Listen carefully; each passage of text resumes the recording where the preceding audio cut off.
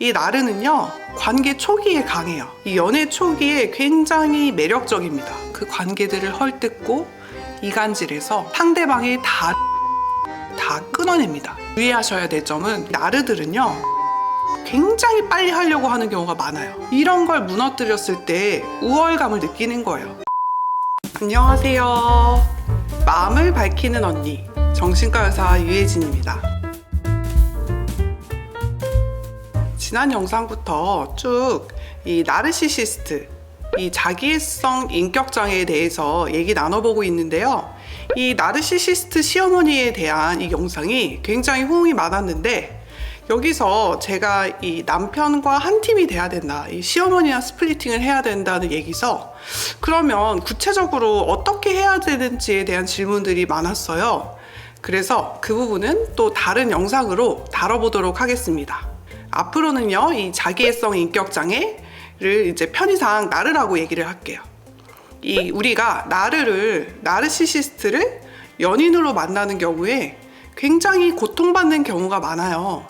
이 관계가 파괴적이 되는 경우도 많고, 또 우리의 정신 건강, 또 신체적인 건강 모두에 타격이 오기도 합니다. 심각한 경우에는 데이트 폭력을 당하는 경우도 있으니까요.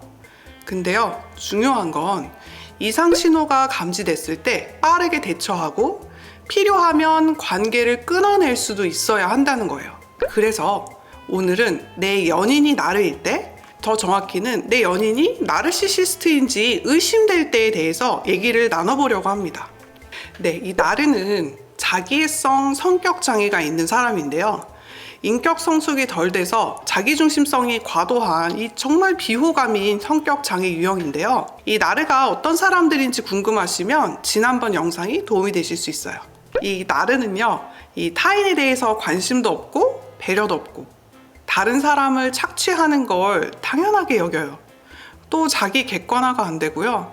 자기는 다른 사람에 비해서 엄청나게 대단하다고 생각하고 사실은 특권의식에 쩔어 있습니다. 이 나르들은 자기가 굉장히 우월하다고 말하지만 사실은 역설적으로 자존감이 바닥인 사람들이에요. 그래서 자기에 대한 확신, 즉 자아에 대한 감각도 없고요. 그러니까 자기의 중요성을 더 과대 포장하는 거죠. 우선 이 나르 연인과 연애를 할 때 나타날 수 있는 특징에 대해서 얘기해 볼게요. 첫 번째, 이 나르는요, 관계 초기에 강해요. 이 연애 초기에 굉장히 매력적입니다. 일단 외모도 멋지고 말주변도 좋고요. 이 외모 관리가 잘 되어 있고, 또 비싼 자동차나 이 명품을 멋스럽게 가지고 다니는 경우도 많아요. 이 나르들은요, 무서운 게 이 목적을 위해서 수단 방법을 안 가립니다. 그래서 연애 초기에 보면 내가 이 사람하고 사귀겠다, 아니면 내가 오늘 얘랑 섹스를 하겠다, 이런 명확한 목적이 있는 때잖아요. 그래서 이 사람들은 이때 목적을 달성하려고 정말 최선을 다합니다.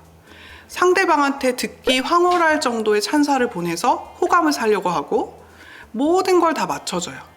그러니까 상대방 입장에서는 정말 완벽한 이상형으로 느껴지죠.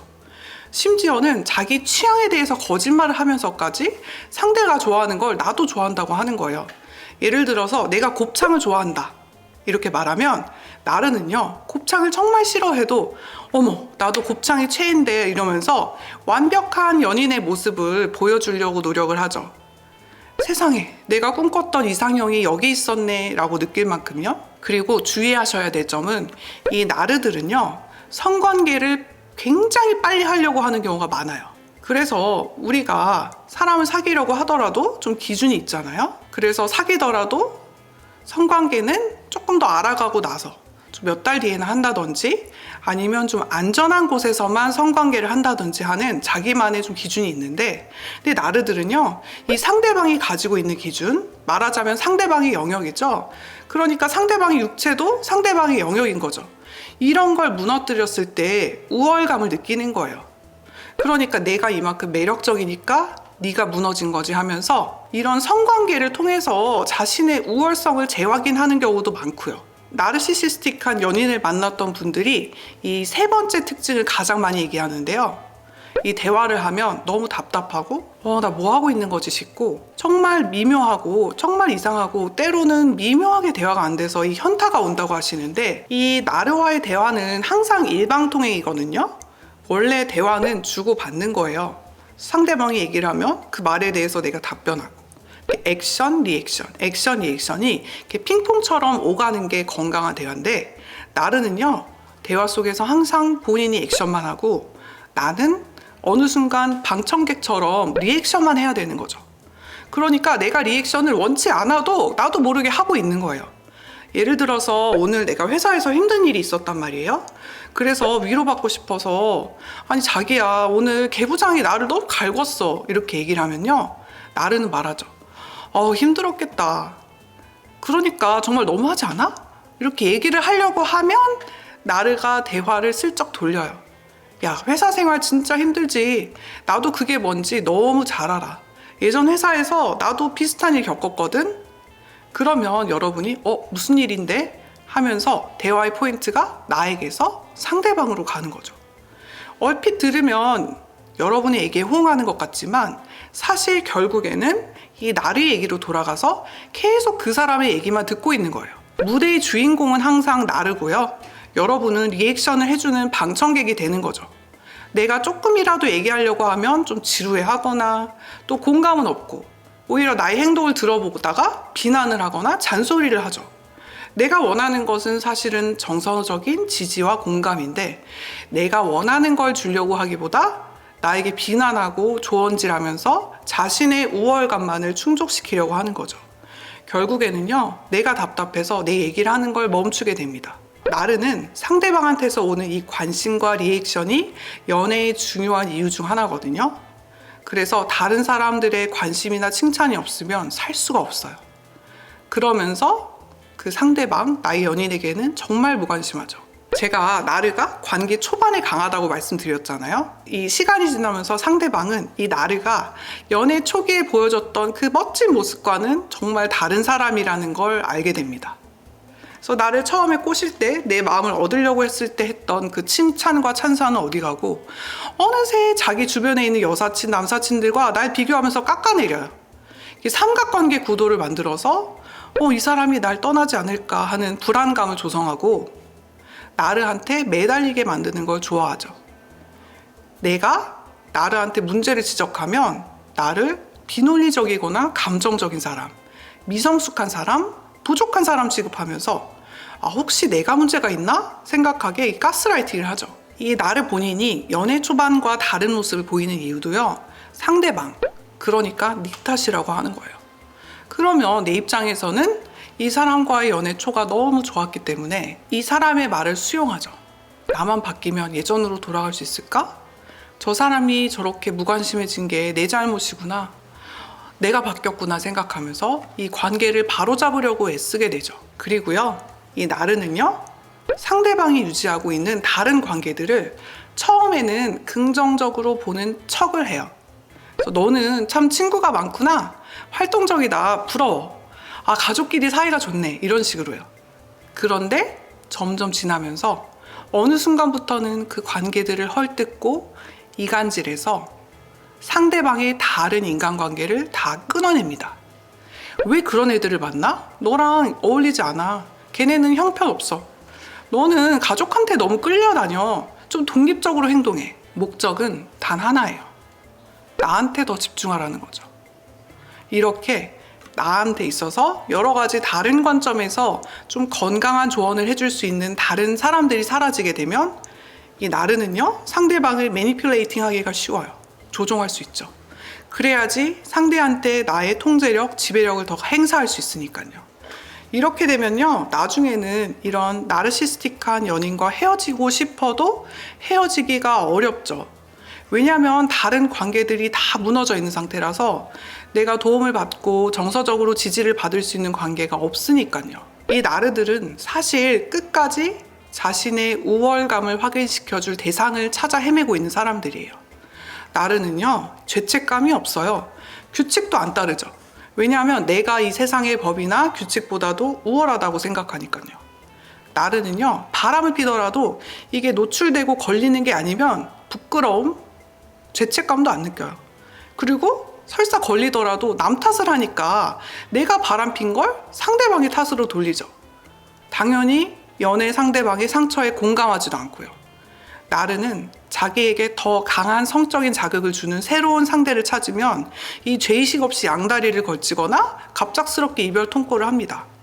제가 한번 경험한 케이스를 좀 공유를 해드리면 좀 부부 상담을 하던 중이었는데 진짜 황당한 게 자기가 외도를 한 원인이 뭐냐면요.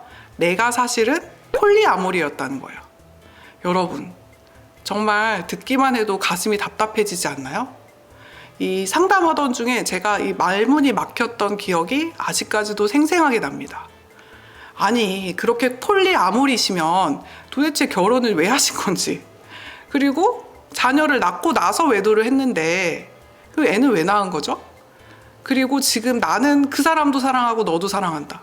정말 무책임한 얘기 아닌가요? 여러분, 기상천외하죠? 이 여러분의 수준에서 나를 생각하시면 안 되는 부분이 여기 있습니다. 정말 힘드신 경우에는 전문가의 도움을 받으셔야 돼요. 그래서 우리가 연인과의 관계에서 그 사람이 좀 문제가 있다, 좀 그 사람과의 관계를 할 때 좀 불편하다, 좀 어렵다는 생각이 들면 그 감정을 그냥 무시하시면 안 돼요. 이 나르 연인과의 관계는 정리할 수 있다면 빨리 정리하시는 게 제일 좋습니다. 근데 지금 당장 그게 어렵다. 그렇다면 일단은 현실적으로는 명확한 경계 설정을 좀 해줘야 돼요. 내일은 나한테 아주 중요한 거니까 거기에 대해서는 나한테 터치하지 말아줘. 오늘 모임 꼭 가야 돼. 나한테 정말 중요한 사람들이거든. 이런 식으로 선을 좀 그어주시고요. 이 나르의 설득이나 가스라이팅에 넘어가지 않도록 해야 됩니다. 그리고 그 외적으로는 내가 이 나르 연인 외에 신뢰할 수 있는 인간관계 네트워크를 다시 회복하세요. 이 나르 연인 때문에 무너졌던 이 친구, 가족관계를 좀 회복하고요. 또 때로는 저 같은 정신과 의사나 좀 상담자를 이 네트워크 안에 넣어주는 것도 좋아요. 나르는요, 당신을 계속 혼란스럽게 만들 겁니다. 모든 것이 당신 탓이라고 할 거고요. 판단력이 흐려지게 할 거예요. 그러니까 지금 내가 느끼는 게 맞는 거야? 이렇게 느끼는 게 맞는 거야? 이거 싫은 거 맞는 거야? 이런 느낌에 대해서 내가 좀 믿을 만한 사람들과 상의하고 내가 처한 상황에 대해서 보다 좀 객관적으로 바라볼 필요가 있어요. 또 이외에도 좀 운동을 한다든지 책을 읽는다든지 하면서 조금 더 연인보다는 나에게 집중할 수 있는 시간과 루틴을 확보하셔야 됩니다. 사실은 이런 것만 하셔도 나의 무너진 감정을 회복하는데 많은 도움이 돼요. 여러분, 오늘은 연인이 나르일 때에 대해서 얘기해봤는데요. 사실은 이 모든 사람마다 다 각자 성격도 다르고 상황도 다르고 사연이 다 다르기 때문에 제가 영상에서 말씀드리는 것들은 아무래도 좀 일반론적인 것들이 많아요. 하지만 제가 또 하는 얘기들이 또 사람 사는 얘기다 보니까 모든 사연들이 다 원인도 다르고 접근법이나 해결책이 다를 수 있거든요. 그렇기 때문에 좀 여러분들이 다른 구독자분들과 공감되실 만한 사연이 있으시면 저희 s공감tv@gmail.com 저희 밝히는 언니 이메일로 보내주시면 사연도 같이 분석해보고 해결책도 모색해보는 영상을 준비할 예정입니다. 많은 관심 부탁드려요. 오늘 영상이 도움이 되셨다면 구독, 좋아요, 알림 설정 부탁드립니다. 밝히는 언니와 함께 마음의 불을 밝혀봐요. 감사합니다.